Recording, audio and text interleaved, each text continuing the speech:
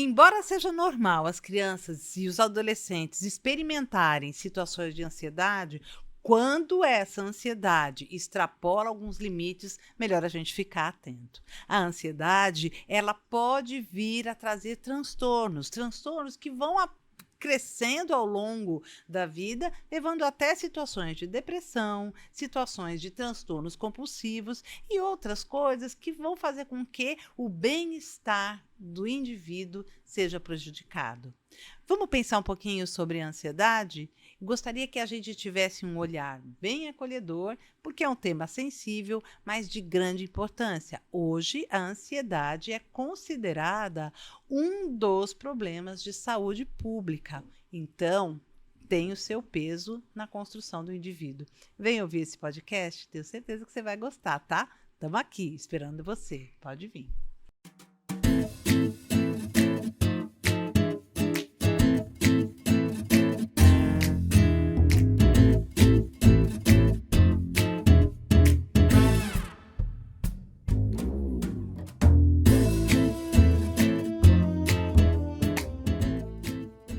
Para falar sobre esse tema, eu convidei a psicóloga Karina Caran.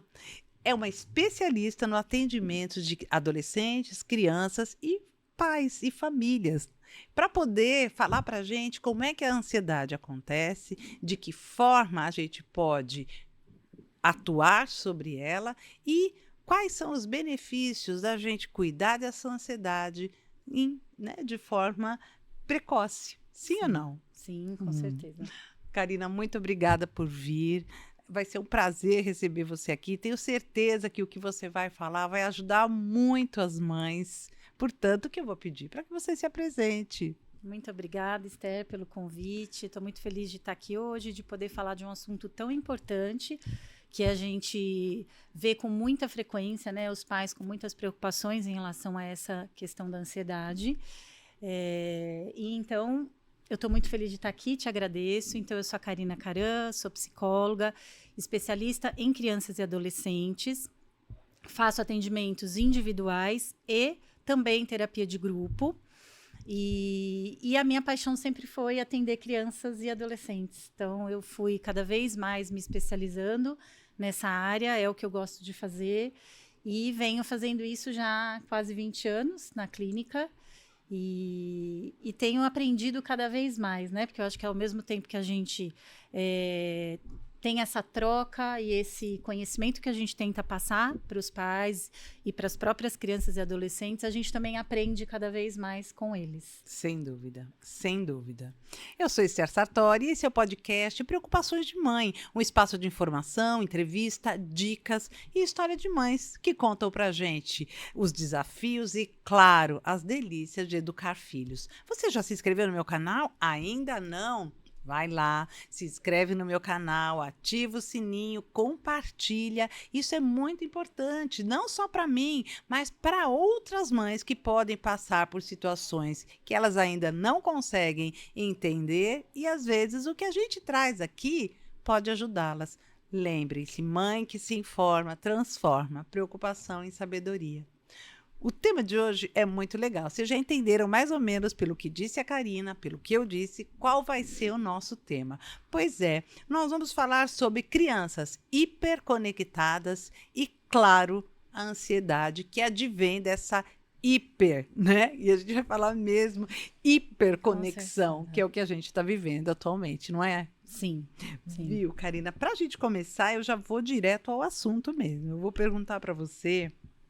Assim, ansiedade em crianças e adolescentes é realmente considerada uma questão de saúde pública. A gente tem visto os índices aumentando profundamente. Sim. E esses índices aumentam e trazem com eles outras consequências, como a depressão, a automutilação, e podem, num extremo, levar ao suicídio. Por isso, a gente começa a entender que a ansiedade acaba sendo um problema de saúde coletiva. Todos nós deveremos olhar para ela, sim ou não? Sim, com certeza. E quando a ansiedade se torna um problema clínico?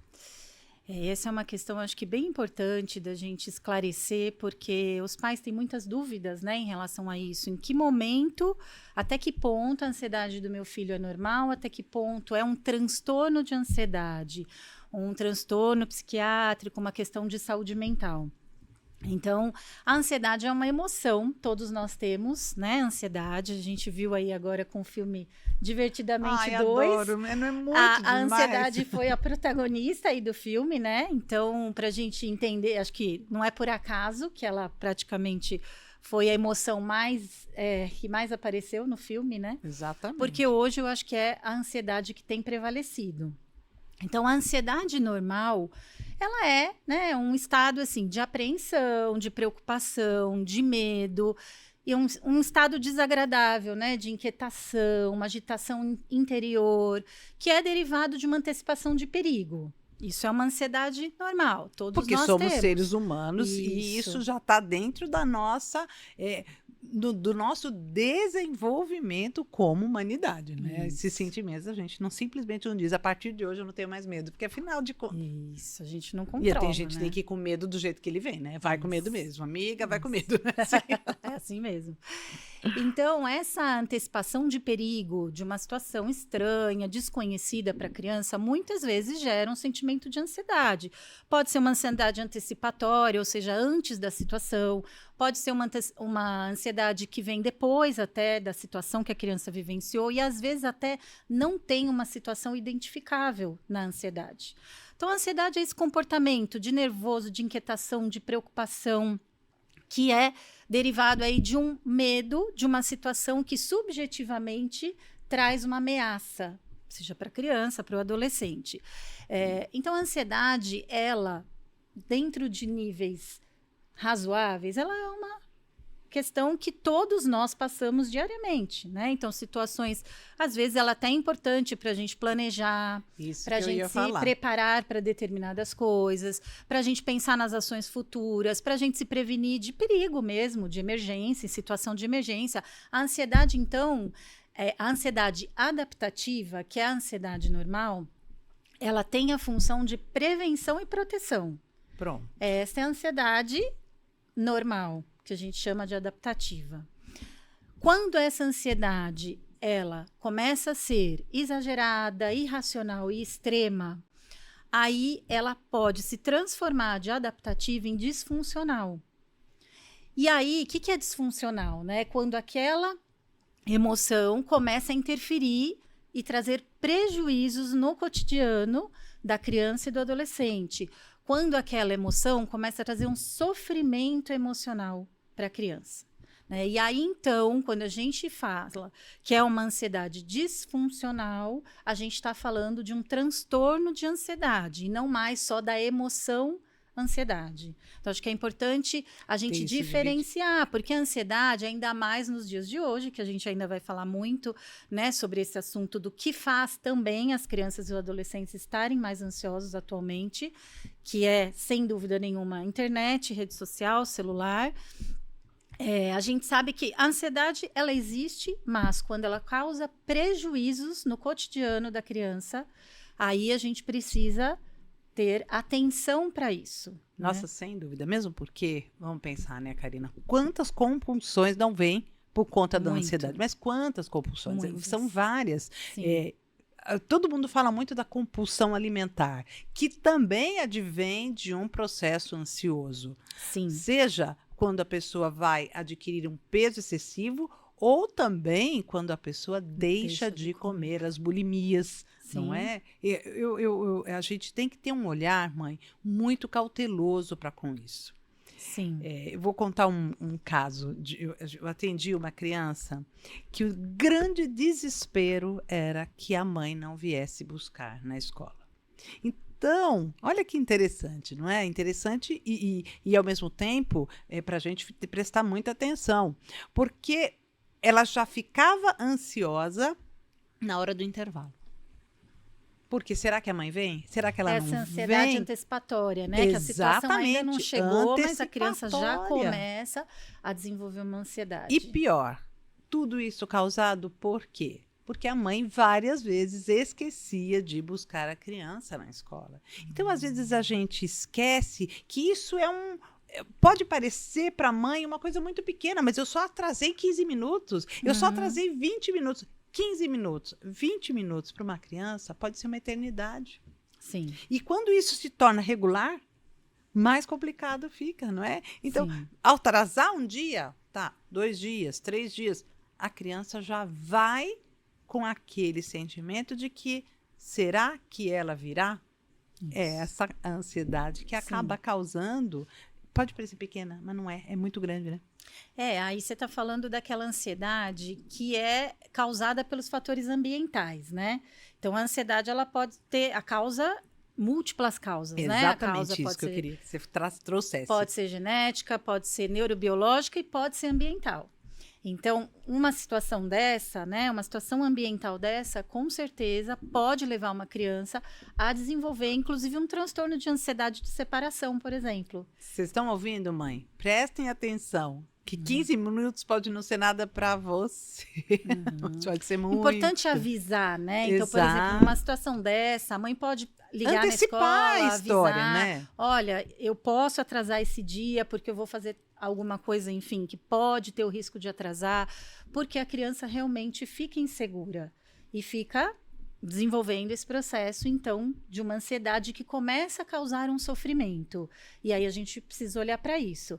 E eu acho que é importante também, Esther, a gente falar que, assim, o transtorno de ansiedade, num caso desse, ele pode ser desencadeado por um fator ambiental, mas também os pais precisam entender que não é tudo culpa dos pais. Não, com né? certeza que não. O transtorno de ansiedade, ele é um transtorno de saúde mental. Ele tem causas multifatoriais. Tem a questão genética, tem a questão neurobiológica. Então, claro, quando junta a questão do gene com a questão ambiental, muito mais risco a gente tem para o desenvolvimento de um transtorno. Sem dúvida. Mas não é tudo culpa dos pais. Não. Porque isso também eu percebo, né? Que as mães ficam com uma fantasia de que aconteceu isso, então é por isso.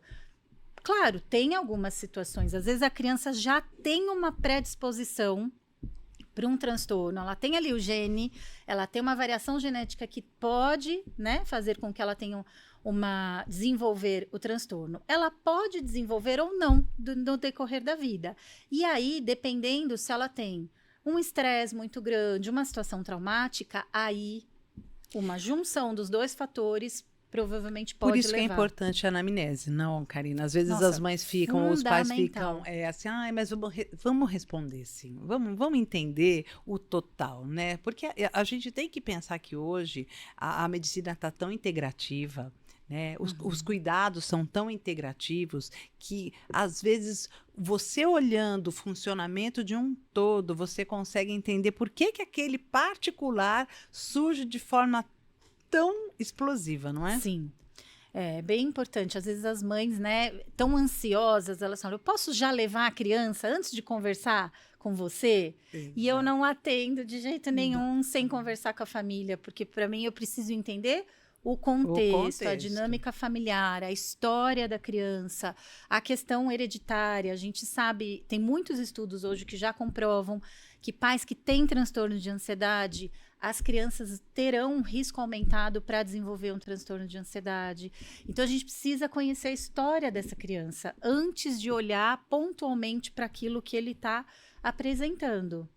Sabe, mas só para a gente colocar o que é uma anamnese, né? Aquela entrevista a gente fala da anamnese como se todo mundo soubesse o que da é, área, né? Já fica fácil. Fica fácil. Mas é aquela entrevista primeira que a gente faz, perguntando coisas do cotidiano, da memória, do dia a dia, dos comportamentos, não só da criança, da família, coisas que podem parecer bobinha, quando começou a andar, que na verdade são fundamentais para a gente poder traçar um quadro mais completo do que pode ou não acontecer com aquela criança. Isso, a gente precisa entender a criança, né, ou o adolescente como um ser integral e não olhar para o sintoma isoladamente, porque aí eu acho que a gente corre o risco de fazer, às vezes, até diagnósticos errados, né? Então, por exemplo, uma ansiedade que pode ser uma ansiedade adaptativa e natural, a gente já, de repente, diagnosticar como um transtorno de ansiedade, se a gente não olhar para esse contexto, a gente corre o risco de errar.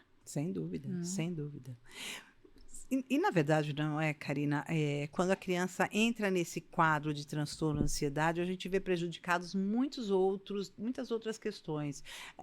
Da aprendizagem, né, do convívio social.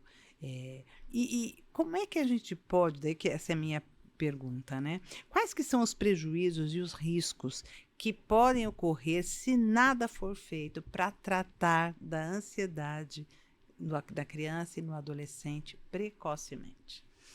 Então, os riscos é que, obviamente, né, essa ansiedade vai com certeza ter uma piora e, consequentemente, trazer um sofrimento maior e pode afetar áreas, como você mesma já disse, além da psicológica, né? Então, a gente vê que as crianças podem ter sintomas fisiológicos, então aí começam as reações corporais, né? Então, dor de barriga, dor de cabeça, ânsia, tontura, falta de ar, vários sintomas que as crianças começam a apresentar. A gente tem o fator comportamental, efetivamente, que é, de repente, a criança começar a evitar de enfrentar situações que antes ela controlava facilmente. E a gente tem esse próprio estado de apreensão, de desconforto, que começa a ser uma coisa muito frequente e gerar um sofrimento.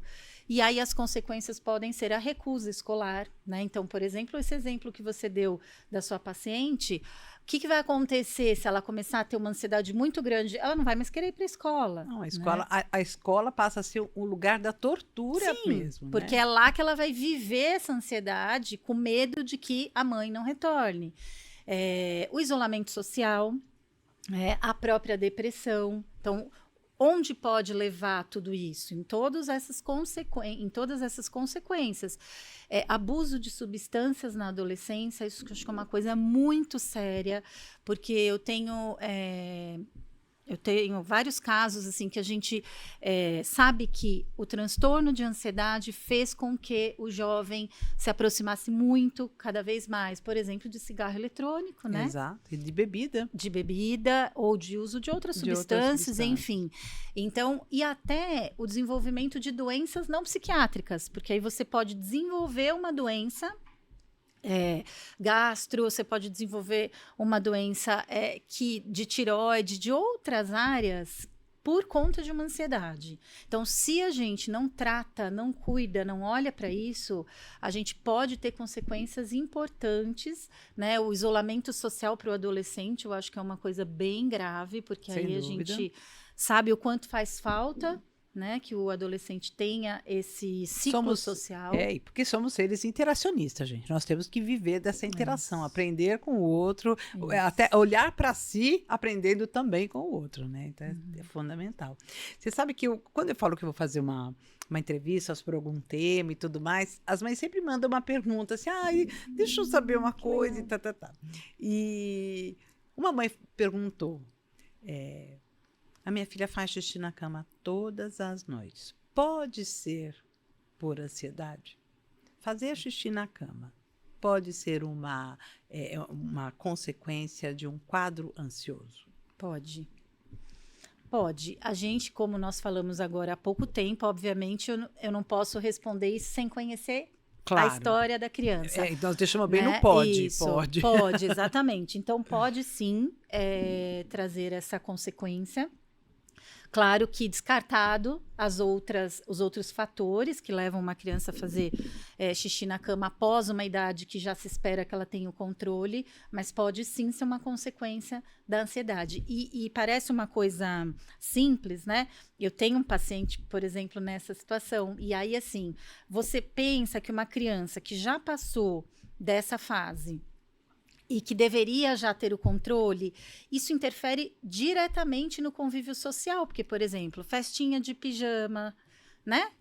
Noite do pijama na casa das amiguinhas, viagens das escolas, né? Excursão da escola que precisa dormir. O que acontece com essa criança? Ela não vai. E aí é quase que um ciclo que se retroalimenta, né? Porque aí isso gera mais ansiedade ainda, porque ela entende que por conta daquele problema ela já vai estar excluída de algumas situações sociais, e aí, obviamente, fica cada vez mais difícil. Por isso a importância de tratar. Então você fala assim: ah, minha filha, às vezes eu tenho alguns pais que falam assim: ah, minha filha ainda faz xixi, mas eu também fiz até 9, 10 anos. Então, assim, fez. Naquela época, talvez não tenha tido tanta oportunidade do acesso às informações que a gente tem hoje. Então, assim, fazer xixi na cama até 9, 10 anos vai trazer impactos na vida social dessa criança. E até então, não é? Vamos imaginar que os pais não tinham essa relação com a escola como as crianças têm hoje, de fazer festinha de pijama, da noite do pijama, de viajar com a escola. Não era uma realidade tão constante como é a nossa hoje. Não é? E hoje as crianças saem, sim. Hoje as crianças vão para os passeios, vão dormir na casa dos amigos. Vai afetar. Não vai ter como, né? E aí você vai causando, porque aí a criança então começa a ficar fora daquele grupinho, aí a criança começa a ficar isolada. E aí quando você vê uma, né, situação de ansiedade que levava a fazer xixi, já levou a uma outra questão importante, que é o sentimento de exclusão, o isolamento e toda essa dificuldade que vai gerando em cadeia em mesmo. Exatamente. Encadeando uma relação. Gente, isso é muito importante, mães. É muito importante a gente olhar, ouvir a criança. Que foi uma coisa que a gente falou teve um podcast que a gente tratou exatamente sobre a importância do ouvir o filho. Sim. Ouvir, mas é ouvir mesmo, né? A disponibilidade integral. Para estar... A gente, mesmo os adolescentes, né? A gente fala que os adolescentes, às vezes, eles estão realmente imersos no celular, às vezes eles estão fazendo outra coisa, mas com o celular na mão. Então, de verdade, eles não estão 100% presentes ali. E a gente vê isso, às vezes, na situação com os pais, com as famílias, que as crianças estão falando e os pais estão junto ali, resolvendo alguma coisa, né? No celular, no computador. E aí não está ouvindo de fato, né? Não está parando para ter aquela atenção exclusiva, aquela disponibilidade integral para escuta. Porque para escutar, né, a gente, enquanto psicólogo, a gente precisa muito dessa habilidade. Exatamente. Né? Até para saber o que você vai responder. Para não ter resposta evasiva, sim, foi, tá. Sim. Porque essa resposta evasiva, ela não está trazendo nada de diferente, não é? A mensagem que diz realmente não estou sendo ouvido. Sim. Né? Então, e aí chega uma hora que às vezes a criança para, né, de falar. E a escutativa é fundamental para que a gente possa estabelecer essa comunicação, essa conversa genuína. Né? Que a informação tem que ser genuína. Sim. A escuta tem que ser genuína. Isso não tem como. E já que a gente está falando desse hábito, né? Que agora vira um hábito mesmo, o uso dos aparelhos eletrônicos em todas e quaisquer situações. Sim. O aparelho eletrônico está na mão de todo mundo e seja numa reunião familiar, alguém está sempre puxando, sei lá, mas olha o que eu vi, olha, né? Seja no seu convívio sozinho ali no seu quarto, você está... E a gente tem visto isso como uma tendência, essa tendência, claro, tem as suas consequências. Sim. Não adianta a gente... Você sabe que eu tenho pais que falam assim, meus filhos vão viver num mundo tecnológico. Eles precisam entender o que é tecnologia. Precisamos do limite para ela? Precisamos. Eu acho que é essa a grande questão, né? Acho que já tem um monte de estudos aí falando o tempo todo quais são os riscos do uso excessivo, do uso sem limite, do uso totalmente livre do acesso ao celular, às redes sociais. Então, eu acho que isso, com certeza, assim, isso precisa ser urgentemente visto, pensado, até quando você falou que é um problema de saúde pública, então, inclusive educacional, né? Porque até nas escolas hoje já tem se falado um pouco isso, algumas escolas já estão, como alguns países, proibindo o uso de celular na escola, né? E aí a gente vê que é realmente uma necessidade de se repensar, porque os jovens de hoje, essa geração dos jovens de hoje, eles já brincaram muito menos, eles conversaram muito menos, eles tiveram muito menos contato reais, né? O vínculo, até a questão do contato visual não teve tanto quanto antigamente. Então, isso consequentemente gerou menos interação social. E essa interação social que a gente precisa, né? Que é a interação real, corpo a corpo, de você, do que a gente estava falando agora há pouco, da escuta ativa. Então, a interação, não dá para ser uma interação, não é a mesma coisa a interação virtual. Ela existe hoje, ela ajuda em alguns aspectos, então eu tenho contato com pessoas que estão longe, e aí eu posso me comunicar, mas ela não pode ser exclusiva. Eu acho que é isso que a gente precisa entender. É o equilíbrio entre o uso, então, os filhos de fato vão viver numa era tecnológica, mas a gente precisa ter equilíbrio, porque essa interação real, presente, ao vivo, e não no videogame, por exemplo, né? Porque eles falam, mas eu tô conversando com meu amigo no videogame, né? Todos mas conversam não o é tempo a todo. mesma coisa Não, do não que a interação, que é fundamental para o desenvolvimento humano. Então, eu acho que esse psicólogo que escreveu agora um livro que lançou muito recente, que é A Geração Ansiosa. Ele fala muito de uma reconfiguração da infância. Então, ele fala, não é mais a infância do brincar, é a infância do celular. E que isso tirou desses adolescentes hoje, e dessas crianças que estão hoje, obviamente, também vão tirar, justamente essa experiência rica de vivências, de brincar na rua, de poder ter esse contato, né, real e não só virtual, que hoje domina. E interessante, Karina, são situações, não é? A gente vem de uma pandemia que já partiu para essa exclusão. Então, a gente fez de toda a tecnologia uma possibilidade, né, de reencontro, de aproximação com as pessoas. Interessante que quando acabou a pandemia, muita gente pensou, não, ai que bom, agora que a gente vai poder voltar a conversar, tudo vai voltar ao normal. Não. E por que não? Vamos entender como é que acontece essa rede que vai capturando o indivíduo, porque toda a rede da internet, todo o celular, todo captura o indivíduo de uma forma muito, muito forte. Muito. Porque lhe dá uma gama de oportunidades, uma gama de escolhas. Você pode entrar, você pode rodar, você pode... Isso gera também ansiedade. Vamos imaginar que um adolescente, quando ele passa a ter um contato direto no Instagram, ele passa a ter um contato direto com o WhatsApp, ele nunca se satisfaz do que vem, ele vai estar sempre buscando. E essa busca constante por algo faz com que ele nunca se sinta completo. Satisfeito. Exato. Ele não vai estar completo, ele nunca vai se satisfazer. Aquilo vai sendo uma busca constante por mais informação, mais... E aí há uma dificuldade de discernir o que é de fato importante do que não é importante, o que é real do que não é real, o que é uma fake news, o que não é, porque não há a maturidade até para fazer as próprias escolhas muitas vezes. A criança é lançada, ou o adolescente é lançado nessa rede. E muito cedo. Cedo. Não é nem adolescente, são as crianças. As crianças. E quem está do outro lado sabe exatamente como capturar. Então, às vezes, a criança está ali navegando, um oportunista já entra naquela conversa, não é? Um site mais ou menos, enfim, já começa a capturar essa criança, esse adolescente vai nesse caminho também, e são tantas informações, tanto conteúdo, que quando a criança e o adolescente percebem, eles já passaram horas naquilo e eles não conseguiram nem fazer a escolha por nada.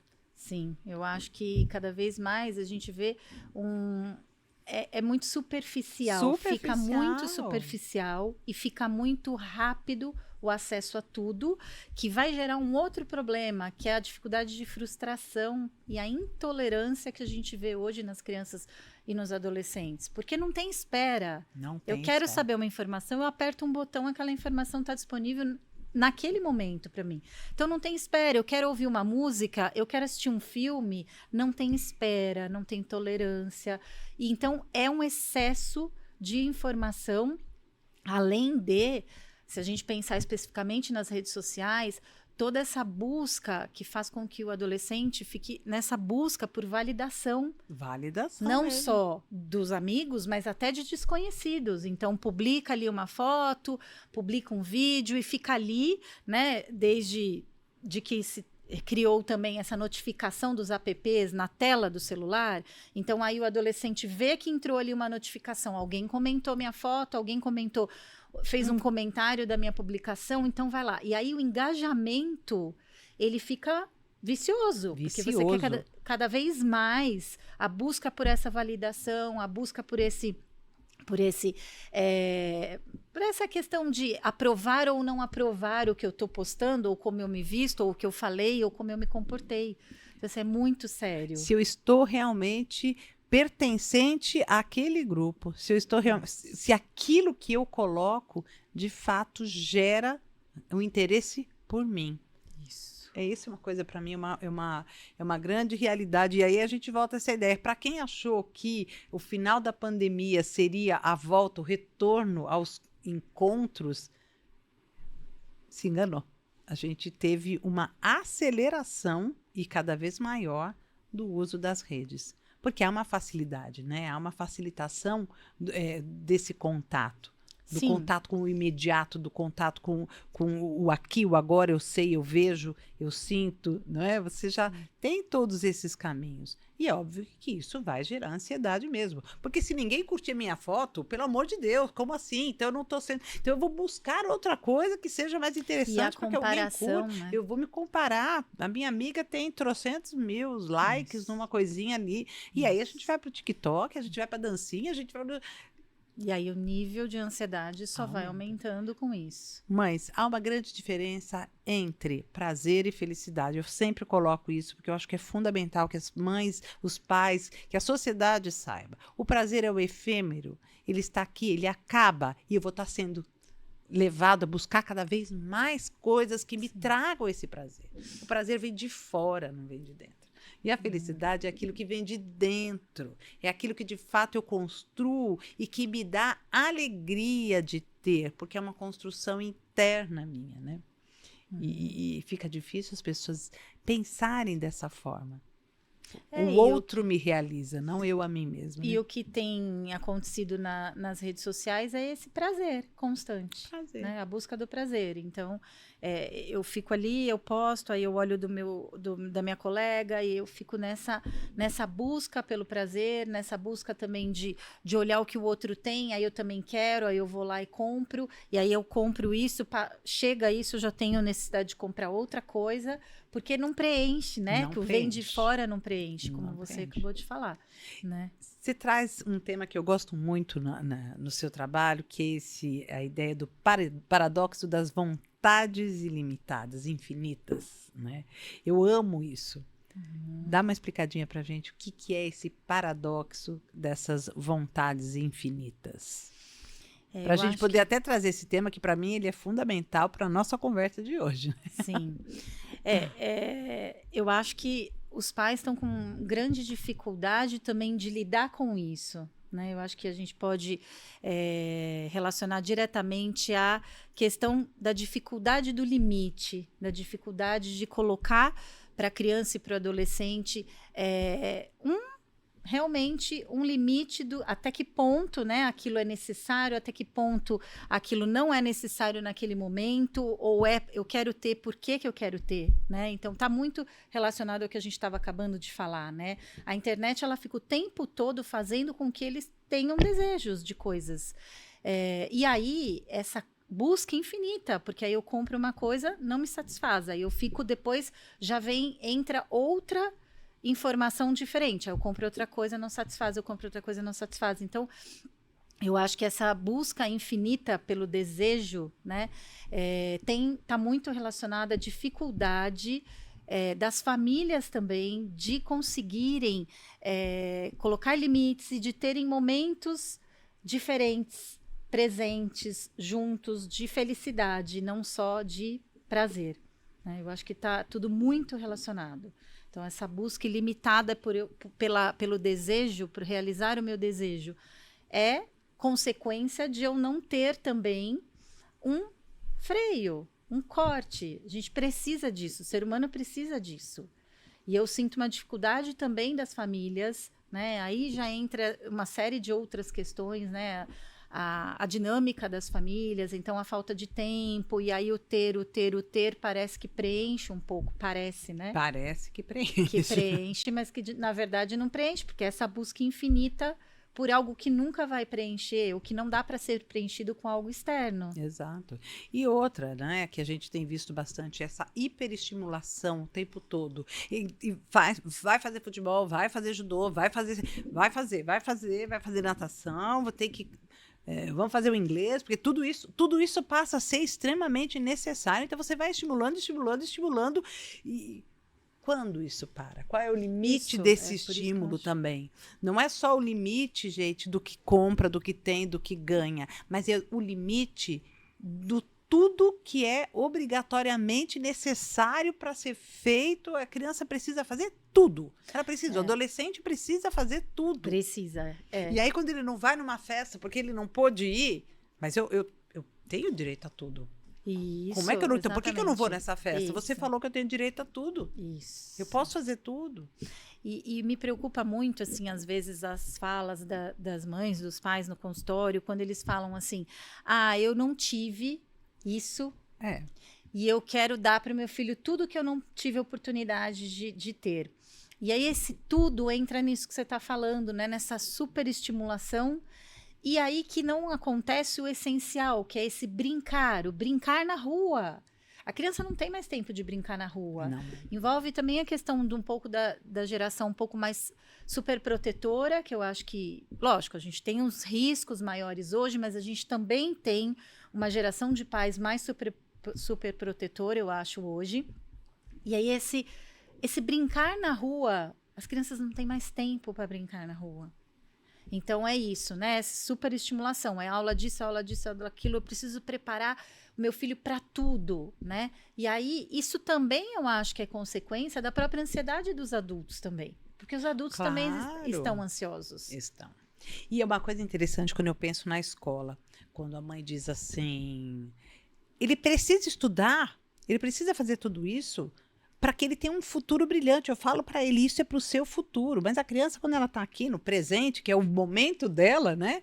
O presente diz assim, mas eu só queria mesmo estar aqui no quintal, catando tatuzinho, bola. Uhum. Não, mas não, isso não é atividade. Isso. Né?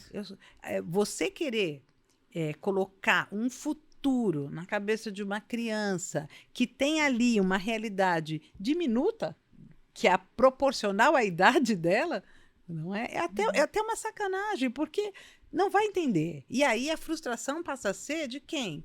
Dos pais. Porque, afinal de contas, por que ele não atende? Por que ele não quer? Porque ele não está pronto para o que você está querendo que ele esteja, né? Ele está querendo antecipar coisas ali. E a gente não pode esquecer o quanto de habilidades a criança desenvolve ao brincar. Nossa, ao brincar. Né? O jovem desenvolve ao sair para jogar bola, para se reunir com os amigos no campinho. Então, essas habilidades que a criança ou adolescente desenvolve na interação social, sem necessariamente ter uma atividade programada, planejada, já traz muitos benefícios, né? Que são as habilidades sociais. Exato. Que hoje a gente vê tantas crianças e jovens com dificuldade em habilidade social. Então, porque eu vou e desempenho a minha aula disso, mas, né? Aonde que eu aprendo a resolver problemas, né? Então, aí a criança, quando tem um problema, tem dificuldade na resolução de problemas. Tem mesmo. Porque não aprendeu como fazer, não é? E aí a gente entra num outro campo, que eu sei que ele então, esse tema não... Ele Nossa é muito amplo, Senhora, né? sabe aquela pauta que eu programei aqui? Você já percebeu que ela já foi embora, já foi, né? Já caminhou para outras mas coisas. Eu acho que isso tão é ótimo. Quanto, mas né? eu estou achando isso ótimo, porque a gente mantém essa ideia do que é a ansiedade em todos esses caminhos, porque esses caminhos todos levam mesmo a essa ansiedade. E, enfim, e aí eu fico pensando, não é? A gente está falando tanto das redes, e até as pessoas que acabam tão incomodadas com outras pessoas, veja, hein? Não existe mais aquele. Existe, né? Claro, mas é mais difícil você encontrar aquele indivíduo que vai chegar para você e falar assim: olha, eu não gostei do que você fez. Eu achei que não foi legal o jeito que você falou comigo. Então, essa conversa franca e aberta, essa comunicação não violenta, que é fundamental muitas vezes, né? E você vai aparando as arestas com os amigos, com os irmãos, com a família, ela acaba deixando de existir para que as conversas venham a ser nas redes sociais, mas não entre você e a pessoa Sim. com quem você se desentendeu, mas nas redes de você para uma exposição do que você sentiu para outras pessoas. Isso. E a gente começa a ver o quê? O bullying, é óbvio. As publicações, né? Eu não falo para você que eu não gostei, mas eu publiquei algo que é para te cutucar. E às vezes não só cutucar, né? Às vezes é trazer na íntegra o que foi, o que aconteceu, e muitas vezes até um exagero, e a gente vai vendo esse bullying sendo construído por trás de uma máquina que, de certa forma, te protege, né? Isso. Você pode fazer isso até no anonimato. Sim. Quem vai dizer para você, né, que você, quem foi que... Hoje a gente passa a ter essa relação, que é uma relação tão complicada quanto, tão perigosa quanto, né? Vocês estão gostando desse conteúdo? Eu estou adorando. Eu estou achando que a gente está trazendo só coisa bacana para ser conversada, para ser esclarecida. Se vocês estão gostando, é aquilo que eu peço. Vai lá, se inscreve no meu canal, ativa o sininho, curte e compartilha. Muitos dos problemas que nós estamos trazendo aqui são comuns de muitas casas, de muitas mães, e estão ali, ó, dentro das famílias. Portanto, vai lá, pode curtir, pode compartilhar e olha, comenta, pode comentar sim. Olha, não gostei do que vocês falaram, achei que é tudo besteira. Vamos conversar então, vamos entender melhor. Sim. É ótimo, esse caminho aí é o que eu quero, né, que continue essa conversa, que eu quero que tenha dentro do seu podcast, porque é informativo, é bacana. Então, pode comentar. Vai ser bom para nós duas, né? A gente vai até com certeza ajeitando as nossas expectativas, as nossas conversas. Isso é muito bom. Compartilhe. Sabe que eu acho que é interessante a gente trazer essa ideia e dessa cultura do tudo pode ser, tudo pode ter, não é? Uhum. E quando tudo pode ter, tudo pode ser, a grande verdade é que nada se tem, nada se é. Uhum. Sim ou não? Sim, com certeza. Como que a gente pode explicar esse paradoxo das vontades infinitas tão presentes na nossa sociedade hoje? E de que forma que a gente pode oferecer para os pais uma ajuda? Falar para esses pais, olha, para lidar com isso, a melhor forma, além dos limites, né, a serem oferecidos, Eu acho que a melhor forma é encontrar um equilíbrio, né? Eu acho que eu sempre falo isso para os pais. A gente precisa encontrar um equilíbrio, né? Não é nem a gente proibir tudo e nem a gente ser permissivo sem ter nenhum tipo de critério, de avaliação. Então, eu acho que cada vez mais os pais precisam escutar os filhos, olhar para os filhos e também ter essa noção de que eles ainda também não têm, né, a maturidade, o desenvolvimento mesmo cerebral ainda não está formado. Então, assim, eles não têm, obviamente, condições de eles, porque às vezes eu vejo também muito esse desequilíbrio mesmo, não assim, então vamos escutar só a criança. Então, eu escuto a criança, eu faço o que a criança quer, porque eu estou respeitando a minha criança, eu estou respeitando a personalidade, eu estou respeitando o jeito. Só que a gente tem que entender que é uma criança, é um ser em desenvolvimento. Então, algumas coisas não é a criança que vai definir, precisa ser o adulto. Então, esse equilíbrio entre ter escuta, respeitar, mas ao mesmo tempo entender que é o adulto que tem a maturidade, o conhecimento, a experiência para poder discernir algumas coisas entre ter ou não ter, entre fazer ou não fazer. Então, eu sempre falo muito isso no equilíbrio, né? Eu acho que os pais precisam entender que não existe fórmula mágica, né? Existe o olhar atento, existe a escuta, existe o pedido de ajuda. Porque muitas vezes as pessoas ficam em dúvida. Ah, mas é normal, não é normal isso que está acontecendo com meu filho? Então, pedir ajuda, conversar com outras famílias, conversar com profissionais da área.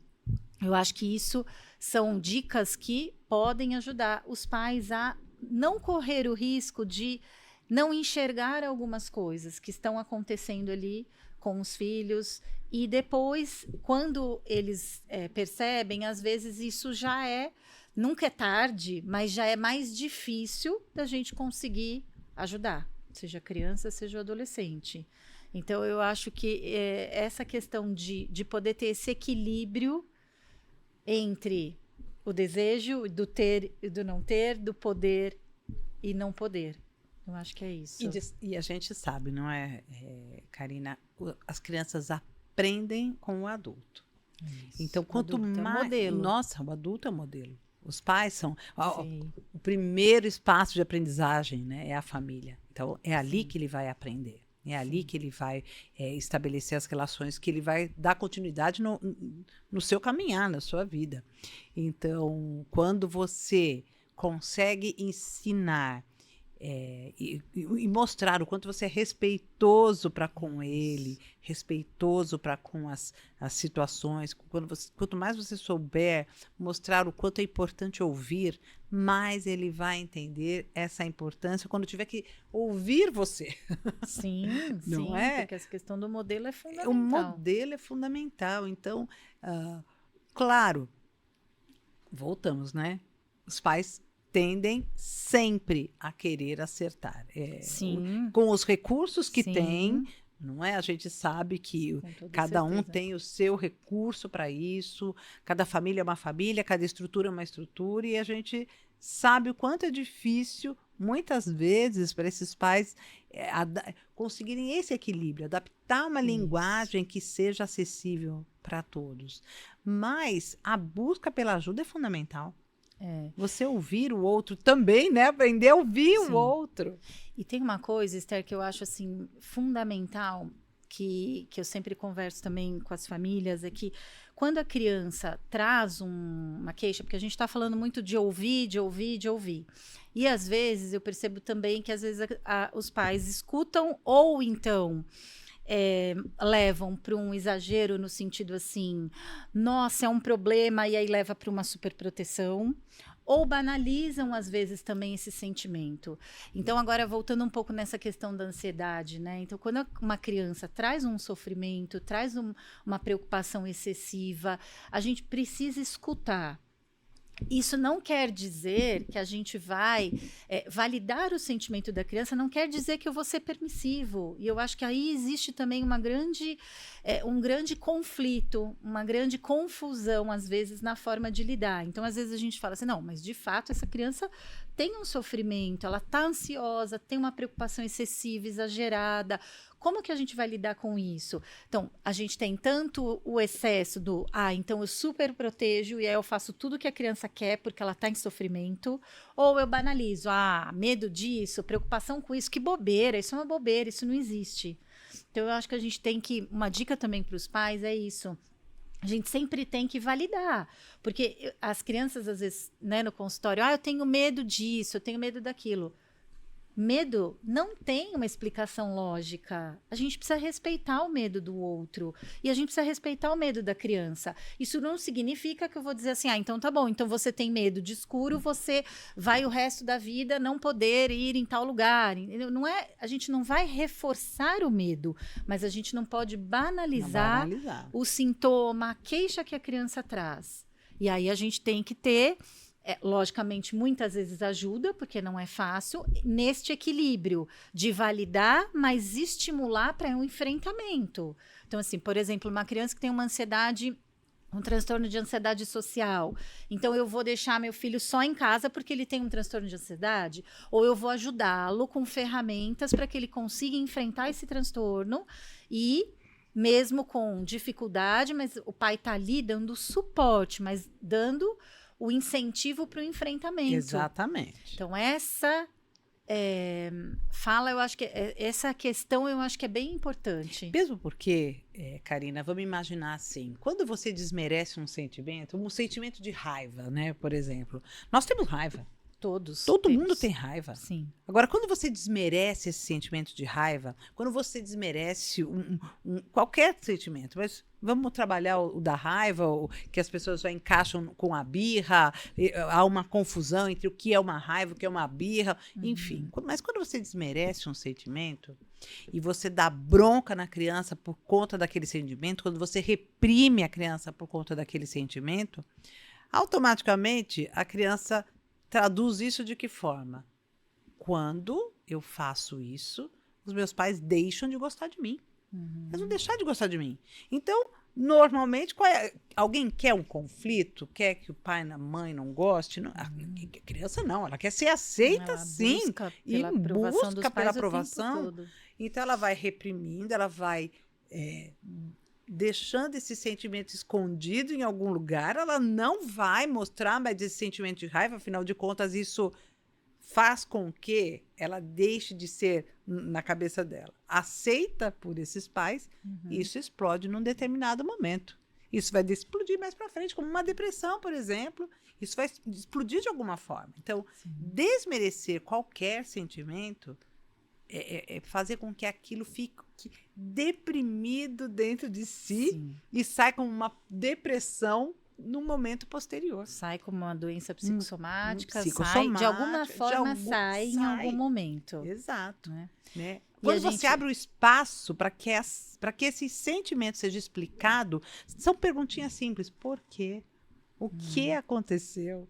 O que está acontecendo que você está com essa raiva toda? Não é só o abraço, porque hoje em dia as pessoas falam assim, mas quando ele está fazendo isso, eu dou um abraço, eu vou só... Não é só o abraço. É a compreensão do porquê desse sentimento de raiva. Para mim, isso é fundamental.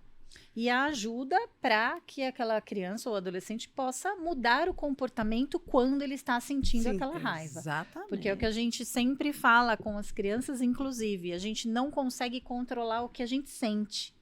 Não existe isso. Ninguém controla o que sente, mas a gente controla o que a gente faz. Exato. E é isso que a gente precisa ajudar as crianças e os adolescentes. E uma outra preocupação é que, às vezes, os pais, então, não têm essa escuta, porque acham que é uma coisa irrelevante, que não é importante. E aí, na adolescência, falam, mas meu filho não conversa comigo, meu filho não consegue se abrir, meu filho não consegue me contar as coisas. E a gente precisa entender que esse processo, essa relação, ela é construída desde a infância. Então, não adianta o pai e a mãe falar, mas agora, na adolescência, eu quero conversar com meu filho. Eu quero escutar o meu filho. Isso precisa ser um processo desde a infância. E se reconstrói, claro, como a gente colocou, não é que é o fim do mundo, você nunca mais vai conseguir ter essa relação. Sim, mas é mais difícil. Mas é mais difícil essa abertura posterior. Porque, afinal de contas, e ainda mais com o adolescente, né? Sim. Ainda mais com o adolescente. Que já naturalmente se fecha. Se fecha. Já fica receoso você tá querendo saber o quê da minha... Na verdade, a grande falha, você está desconfiando de mim, não é? Sim. Essa é uma fala muito comum. Sim. Você está desconfiando de mim? Por que você não quer? O que você está querendo saber agora? Nunca quis, não é? O que quer saber tanto agora? O que você quer saber tanto agora? Então, é mais difícil essa reconstrução e causa também ansiedade profunda. Ansiedade profunda. Só que daí de ambas as partes, né? Sim, sim. Ansiedade com os pais se sentem ansiosos porque não sabem como lidar com aquilo. Isso. E o adolescente ansioso, muitas vezes com medo do porquê dessa atitude agora. É outra pergunta muito comum, não é? Sim. Por que agora? Sim. Por que agora você quer saber? Sim. Eu acho isso... Essas informações são muito importantes, para que a gente possa, como dizia minha avó, aparar arestas. Sim. Vamos aparar arestas nesse nosso né, cotidiano. Esse processo aí tão difícil que é o educar, né? Super difícil. Bom, falando dessa hiperconectividade, né? Só para a gente ampliar isso e trazer essa ideia da ansiedade relacionada à necessidade de pertencimento a um grupo. E óbvio que quando a gente pensa nesse pertencimento, é essa ideia do querer ser igual, né? Você acha que a sociedade está buscando sempre? Sociedade não, vamos trazer. Você acha que o adolescente e a criança estão buscando sempre serem iguais? Eu acho que principalmente os adolescentes, né? Porque já tem, né, pela própria fase normal da adolescência, já tem uma busca de uma identificação, né? Então, antigamente, os jovens, eles também tinham isso, né? A busca dos grupos, a que grupo que eu faço parte. Mas era uma coisa mais controlada, né? Porque era ali, na minha escola, na atividade física que o adolescente frequentava. Então, aí eu ia me encontrando dentro dos grupos, mas que eram ali, né? Limitados. E hoje, eu acho que essa grande ansiedade do jovem é porque ele tem acesso a essas imensas possibilidades que são colocadas aí, né, nas redes sociais. E aí, assim, se eu não sou desse jeito, então eu não sou bom o suficiente. Ou aquela pessoa que é desse jeito, ela tem sei lá quantos mil seguidores. E aí, então, eu preciso ser desse jeito. Só que, no fundo, a pessoa não se identifica com aquilo. Mas gera uma ansiedade e justamente uma confusão, eu acho, para o adolescente. Então, eu acho que dificulta muito essa questão hoje das redes sociais, da internet, porque aí abre demais o leque, né? Além de ter essa questão da validação. Então, é isso. O outro tem. Porque antigamente, se você não fazia parte de um determinado grupo, você fazia parte. Você não sabia o que né? As especificidades do outro grupo, ou de que desdobramentos que aquele grupo tinha. Você sabia do seu, você sabia do máximo ali, do grupo da sua sala, mas não era essa dimensão que é hoje, né, de ampliar outros países, né, outras culturas. Então, eles têm acesso a muitas informações. E aí eu acho que traz uma angústia mesmo. Aonde eu me encaixo? E quando eu não me encaixo também em nenhuma dessas, o que eu faço? Então, eu sou errado. E aí volta para a questão da própria depressão, muitas vezes. E né? da autoestima mesmo, Da né? autoestima, porque assim, o problema sou eu. Eu não me encaixo em nenhuma dessas milhares de possibilidades, então o problema sou eu. Então isso é muito perigoso até. E a gente vê isso muito no corpo, né? O corpo do adolescente é um corpo, é o cartão de visita. Normalmente, o corpo do adolescente é o cartão de visita. Então, como é que ele se mostra, como é que ele se apresenta e de que forma a forma como ele se mostra vai ser aceita nos grupos. Então, às vezes, não há mesmo uma construção de identidade própria, porque a busca é pela aceitação da identidade que o outro gostaria que fosse. Então, eu acho que para mim, eu acho que esse é um dos grandes problemas contemporâneos. Sim. E que gera ansiedade, né? Porque... E é a grande questão, por exemplo, a preocupação do julgamento. Do julgamento que os outros vão pensar. Isso infelizmente, a gente tem visto desde as crianças, lógico que não as pequenininhas, que ainda mantém a questão mais da espontaneidade, do eu brinco sem me preocupar com o que o outro está achando, mas a gente vê hoje crianças já de 8, 9 anos já se preocupando com o que o outro vai pensar. Então, do julgamento, então assim, aquela vergonha de ter um comportamento mais, né? Humilhante, então eu fiz uma coisa, todo mundo olhou, todo mundo deu risada. Acho que 8 até, se eu aqui buscar acho que é muito. Viu? Isso que eu te falar. Eu tô pensando aqui em pacientes de 6 anos que já trazem esse sofrimento, porque eu fiz isso e riram de mim. Isso. E assim, no vestir, isso eu não vou usar de jeito nenhum com 6, 7 anos. Acho que isso é com 3, viu? Não vou vestir 3, isso, 4 não, já. Eu não vou vestir isso de jeito nenhum. Mas por quê? Não, ninguém veste isso.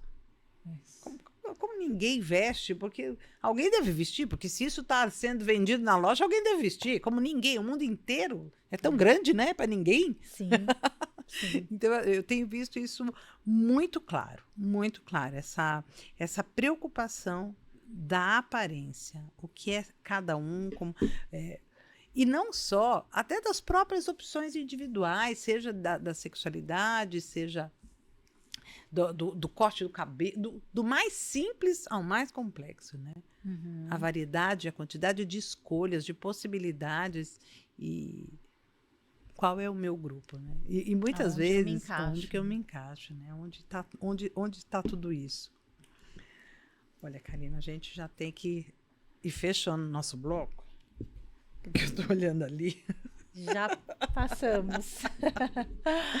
Karina, para a gente encerrar, para a gente poder trazer uma reflexão bacana para esses pais, o que a gente pode falar para esses pais em relação a como eles identificarem os estágios de ansiedade, como eles perceberem que os filhos estão entrando, sim, num quadro ansioso que pode vir a levar a um transtorno de ansiedade? Sim. O que eles têm que observar?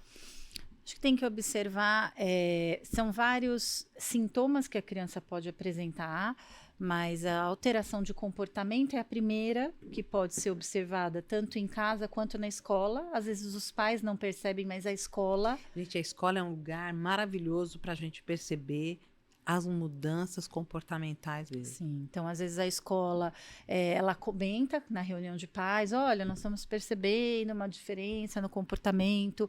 Muitas vezes a criança demonstra isso através de alteração de sono. Então, começa a não dormir bem, antes dormia bem, agora não dorme bem. Então, alguma questão, pesadelo, um sono mais agitado, uma dificuldade de adormecer, porque fica muito ansioso e aí não consegue dormir, né? Dificuldade na questão alimentar é outra questão que é bem importante. Se a gente vê uma mudança, né? Mãe e pai conhecem o filho, né? Então, assim, sabe exatamente como que funciona essa questão toda. Rotina, né? Rotina, pode não conhecer interesse. Tudo dentro do filho, mas a rotina, pelo menos, do como funciona, sabe. Então, alimentação, eu acho que é uma questão importante. E uma coisa bem importante, assim, perda de interesse por coisas que antes a criança se interessava. Então, por exemplo, quando a gente fala, né, num comportamento evitativo, que a criança começa a não querer ir mais, tem uma festa de aniversário, eu não quero ir, não estou com vontade, né, um amiguinho chama para brincar, não quer sair para brincar. Então, o comportamento evitativo, preocupações frequentes. Então, começa aquela criança a trazer de forma muito frequente, porque tem medos normais da infância, né? É importante a gente diferenciar. Exatamente. Mas preocupações frequentes, né, irracionais, então assim, tipo uma coisa que não tem muito fundamento e com muita persistência.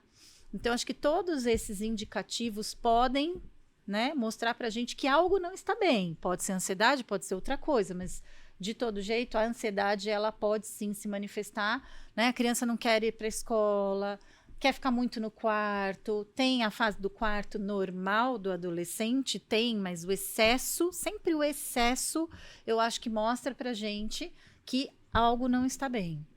Exatamente. Então, acho que ficar atento aos excessos, ou à falta, né? Então, assim, ou eu faço muito algo, ou eu deixo de fazer, de novo, a gente volta na questão do equilíbrio, né?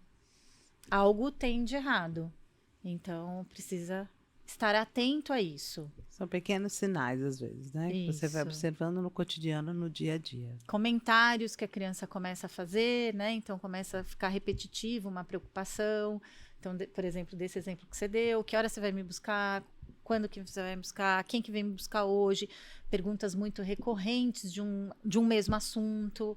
Então, todos esses comportamentos nos mostram que algo está preocupando a criança. E aí, ou o adolescente.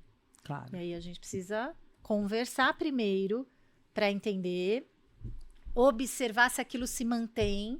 A gente precisa ter o cuidado que, às vezes, obviamente, são situações pontuais. Por exemplo, tá ansiosa porque vai ter uma festa de aniversário, tá ansiosa porque vai ter um passeio. É normal a criança ficar com dificuldade de dormir, na noite Exato, anterior é um imagina. passeio. Nós né? somos assim, o adulto é assim. Isso, quando ele A ansiedade nos movimenta muito Isso, também. então, nos movimenta e nos faz, obviamente, ter reações, né? Às vezes até corporais. Então, assim, ai, nossa, tô com falta de ar, porque eu vou fazer uma determinada atividade, vou apresentar um trabalho na escola. Então, assim, agora, ficou excessivo, aí a gente precisa olhar para isso com mais cuidado. Sem dúvida.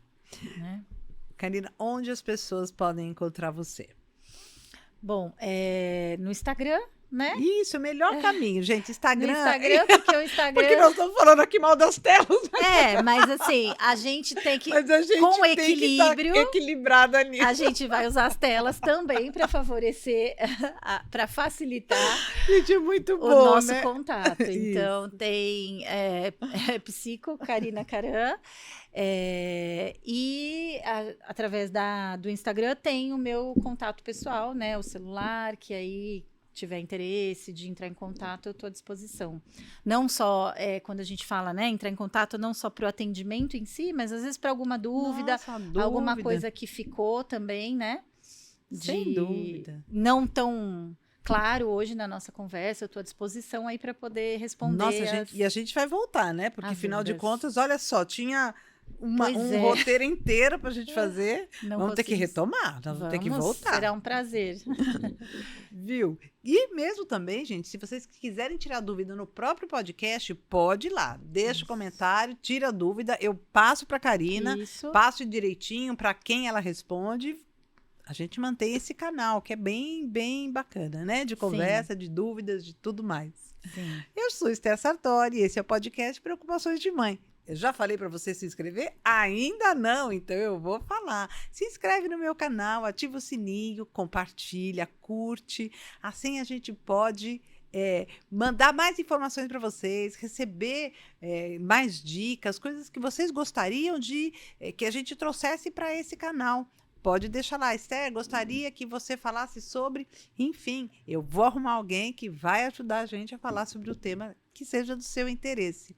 Você me encontra aqui, né, no canal Preocupações de Mãe, e você me encontra também no Instagram, @Preocupações de Mãe, tudo juntinho, sem acento, sem cedilha, pode ir lá me buscar. Tá bom? Gente, foi ótimo, adorei. Karina, muito obrida pela sua presença. Eu acho que foi uma delícia, deu tudo super redondinho, com todas as pautas malucas que eu acabei trazendo pra cá, mas no fim a gente conseguiu uma linearidade, trazer informação bacana. Agradeço muito a sua presença, viu? Eu que agradeço, foi um prazer, muito gostoso estar aqui e estou adorando aí. Comecei recentemente, mas com certeza vou assistir todos os podcasts. E não perca o seu. Com certeza.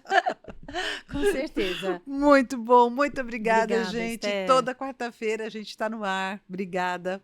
Vamos lá.